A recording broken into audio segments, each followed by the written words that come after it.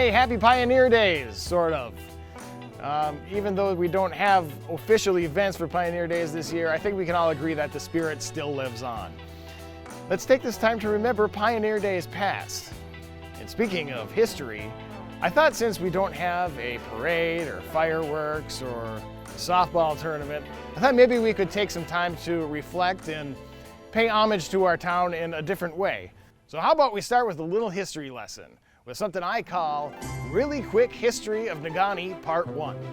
I met with Virginia Paulson and Dave Dompier from the Negaunee Historical Society to help me out a little bit, and they're going to be popping in and out of these episodes as we go along. So here it is, the Really Quick History of Negaunee Part 1. Alright, so let's start around 1837-ish when Michigan loses its dispute over the Toledo Strip and in return was granted the Upper Peninsula in compensation.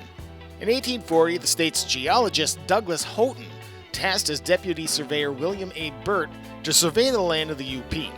Flash forward a few years to September 18, 1844, when Burt and his surveyors arrive at Teal Lake near a Chippewa settlement whose chief was the famous Margie Giesick. He was a local Indian chief. The Indians were here, Margie Giesick for one. I'm sure they saw this shining rock, and this is what they call it. They call it the shining rock. And they saw this ore coming through there, or we didn't know what it was. They shouldn't say ore because they didn't know what it was. In their religious beliefs, thought there were evil spirits at this shiny mountain. So they stayed clear of it, but they certainly knew of its existence. Right. Haven't you ever gone to Old Town and looked at how shiny that is? You can actually see the ore dripping through it. I mean, that's what they must have seen. But when the first surveyors came here and they started surveying this area for the government, their compasses started to go crazy and they couldn't figure out why. They just couldn't get the compass to behave correctly.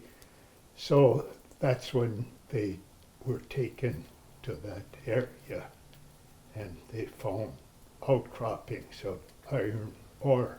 Legend says that Chief Margie Giesick led a group of surveyors to an uprooted pine tree with boulders of iron and jasper entangled in its roots, and was later marked by a monument near the Jackson Mine in Old Town as the very spot where iron ore was discovered.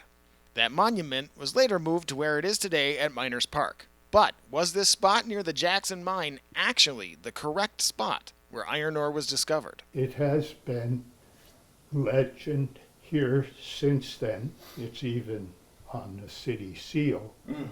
But in recent years there have been some questions raised about whether that actually was the spot where the iron ore was found. discovered. If you go right behind the pasty shop, there is a sign there that says about the surveying, and that's why I figure that's where they must have found it, because that's where that sign is. Because when I was the mayor of Negaunee, that's when that sign was put up there.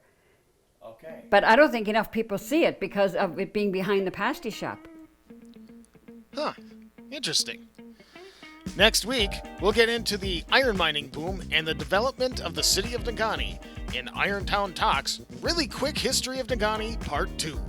Until then, please stay safe and have a happy Pioneer Days.